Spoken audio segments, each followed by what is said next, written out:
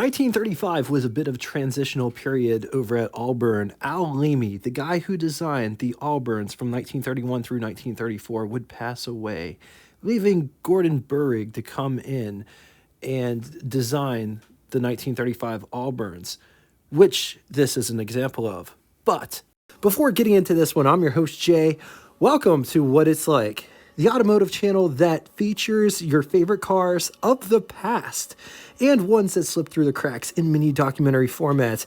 History, specs, design, would you rather, and there is a slow motion walk around at the very end which shows all of the details, all of the lines, where the trim pieces go, what the fenders look like, and how these cars are put together. I post between 3 and 5 episodes a week, but for the month of December, because it's Christmas, there's going to be an episode a night unless technology has other plans, all of which will premiere at 8 p.m. Eastern Time. If you dig automotive history, subscribe and hit the bell icon next to it to never miss a video. 1935 Auburn model lineup was broken down into 3 essential offerings. You had the 6-653 Standard 6, followed by the 6-653 Custom Dual Ratio 6, and the 6-653 Salon Dual Ratio 6. In the middle was the naturally aspirated 8, which offered the same levels: Standard 8, Custom Dual Ratio, and Salon Dual Ratio, all of which were 8-851. At the top was model 851, but it was supercharged with the dual ratio. It's important to note that for whatever reason, Auburn never offered a supercharger on the 6s, which is a bit of an oversight. I thought it would be absolutely epic if they offered a 6-cylinder speedster with a supercharger. Just think about it. Anyway, Auburn offered the Standard 8 in body styles such as, but not limited to, coupe, cabriolet, two-door brougham, sedan, and Phaeton. 1935 saw an all-new design, which came courtesy of Gordon Burrig, the same guy that designed Duesenberg's. He also designed the 810-812 Cord. He was now tasked with designing the 1935 Auburns. Al Leamy designed the front end of the front fenders of the Model J Duesenberg, as well as the Cord L29, as well as Auburns from 1931 through 1934. Leamy would get hit with polio in his youth, and it left him using a cane for the rest of his life. But it didn't stop him or slow him down. Leamy was a sportsman who designed guns as a hobby, and he was into fast cars and driving fast, and he was able to work the clutch pretty good for having a bum leg. During one of Leamy's doctor's visits, he was administered an injection, and it must have been with a bad needle, or dirty needle, I should say, because the injection would give him a blood infection, which would kill him.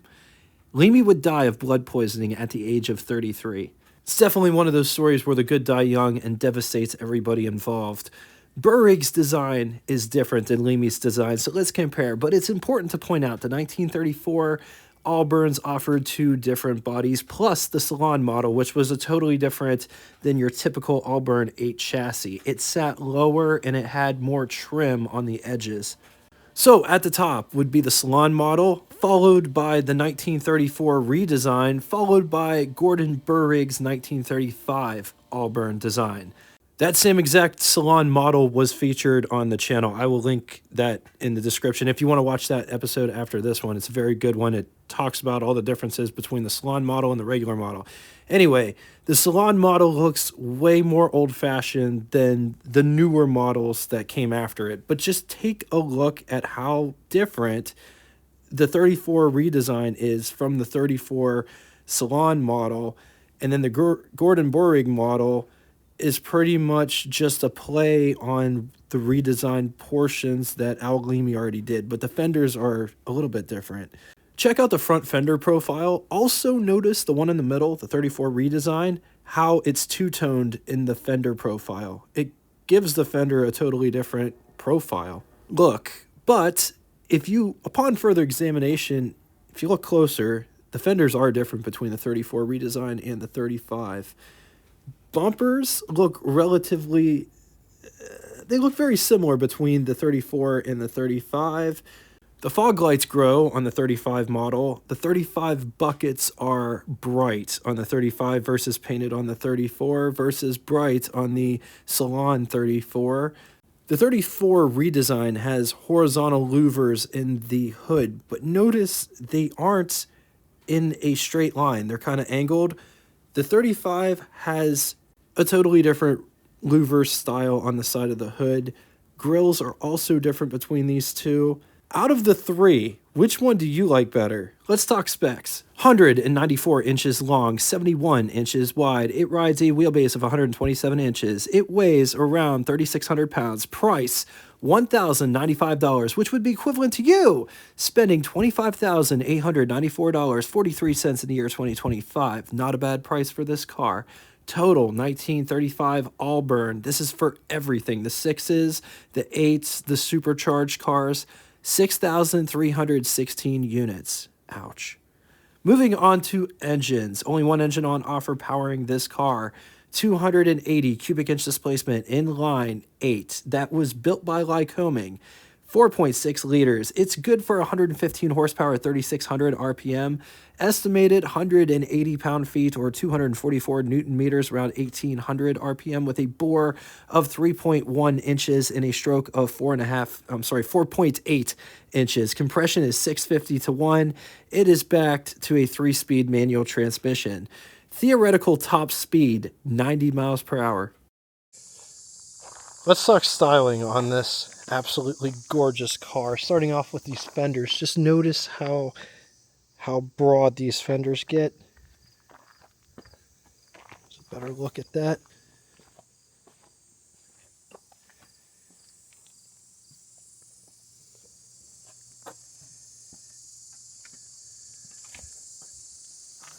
I love how this fender just flows into the running board there. Fenders are just kind of rolled. Got Auburn 8 in the hubcap. Also notice the Cascade pinstriping going on there. Awesome spoke wheels. Headlight buckets are bright. Notice they sit up on little tiny painted pedestals with this little tiny bright piece there.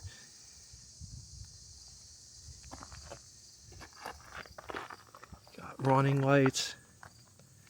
This one has turn signals, or fog lights, I should say. These are fog lights, turn signals, bumpers with overriders and/or bumperettes. Notice this piece here and the grille. You have the model number right here, 851. Auburn spelled out on the nose of the car with the flying lady. This one has bright work that goes back towards the single piece windshield with windshield wipers that come together.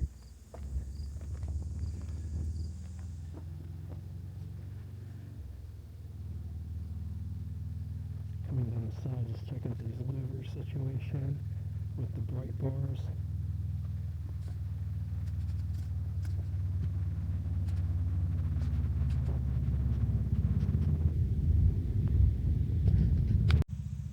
Sometimes it's good to just take a step back and just take a look at how all the parts work together. This car does have one massive cowl vent in the center. Notice this windshield is one piece. Notice how it's kind of embossed or protrudes outward slightly. Notice this body line. This car does not have drip rails, but it's just flared or flanged out. This car also has the chicken wire top. Side mirrors are mounted to the door itself. Notice the front door and rear door are both hinged in the back. 2 hinges, there's one here and one down there for both doors. Notice how wide this running board is. There's my 12-inch shoe for reference. And then back here it tapers in quite drastically. Same 12-inch shoe on the back. The rear fenders are rolled just like the front ones.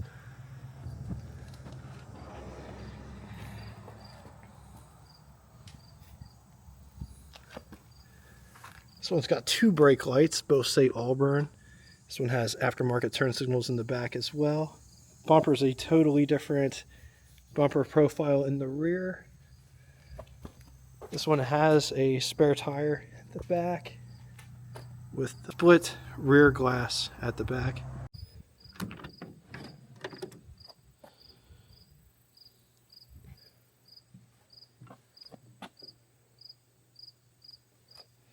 So notice how far that door opens. It opens up even further than that to allow plenty of access into the cabin.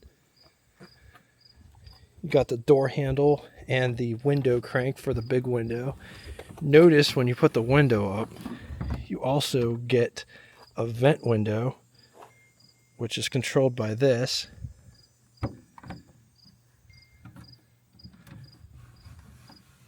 So when you lock this in place and then put the window down, this window will go down first. And then if you just want just a wee bit of a vent, if you want the whole thing to go down, you just move this back and then the whole thing will go down. Nifty. Coming down inside the pedal box down here, you have the high beam switch, clutch, brake, gas pedal, starter button up there, gear shift selector, and hand brake, as well as heater down there. And while we're down here, we'll cover this. This is the cowl vent. There is heat blower. This one has ignition on off for like a safety kind of locking, key locking cylinder feature. This is what a key to an Auburn looks like. Fog lights are also down here. Here's what over the hood looks like. Here's what first person over the hood would look like. Up above you have sun visors. They look like this. How cool is that? Rear view mirror in center. Another sun visor over there for the passenger. There is an ashtray, very petite, right here on the top of the dash. Also notice how the dash sits underneath the cowl region. That's kind of classy.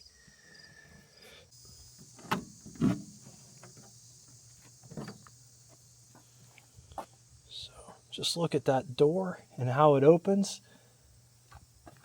Door handle to get out, window crank for the big window. And that's all the further it goes down. It goes down 3/4 of the way. Just take a gander at this interior back here. Very minute transmission tunnel, but notice how it rakes up as it goes towards the rear seat. There is a heavy robe rail blanket holder back here to keep you warm and cozy in the wintertime. Here's what the front looks like from the back. Let's take a quick gander at the greenhouse or the pillar to glass ratio in this car. It's very nice. Very nice and bright in this car. This is what visibility looks like out the back from the back seat. There is a handle to hold on to, as well as an armrest on the panel itself. Seat back profile, it is rather upright and the bench is rather huge. But with that said, there's tons of space back here. Space is not an issue with your knee to the back of the front seat. In fact, that's what 7.5-inch hand looks like. It's nowhere near touching the back of the seat. There's probably about 12 inches between my knee and the back of this seat. Notice the T-handles up here. That controls the mechanism to open up this quarter window. Got the starter down here. This one's got a start text box. Generator over on this side.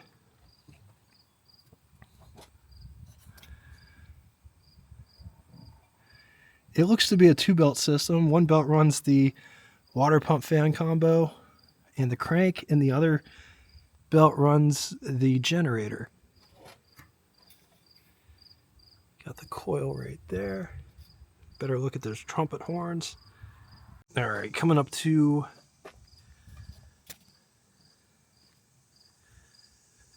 the intake side, you got the air cleaner. Notice all of these like vents. That's pretty cool. Downdraft carburetor. Intake and exhaust is on the same side.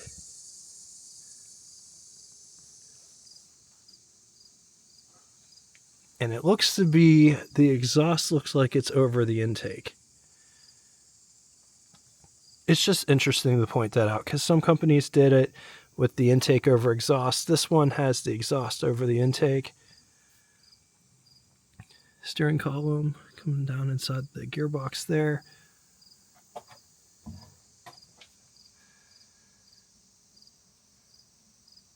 Distributor's nice and neat in the middle, but notice this engine doesn't have the spark plug wires going inside a tube, but it doesn't look, because the distributor's in the middle, it's nice and clean, very nice represented. Horn is up here, and then you got trumpet horns on the other side. You got the fan water pump combo in the front.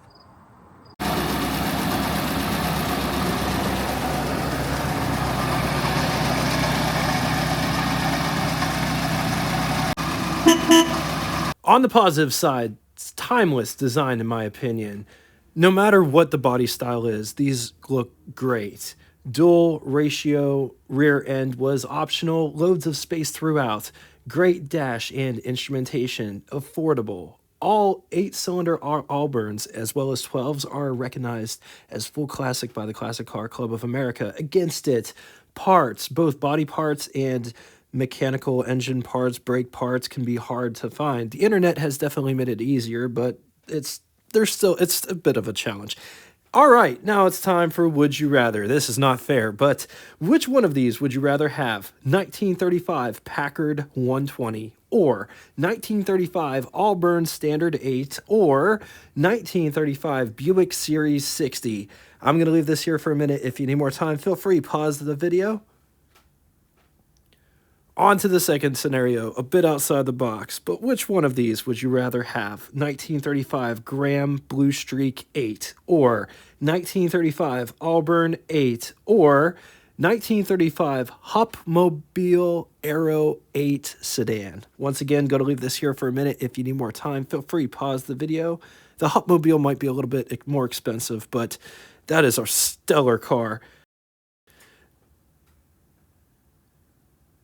Now it's time for Name That Tune. First person to give both the name of the band, song title, and the lyric that comes next will have their comment pinned to the top of the comment section. I woke up in a Soho doorway, a policeman knew my name. That one's a bit easy as well.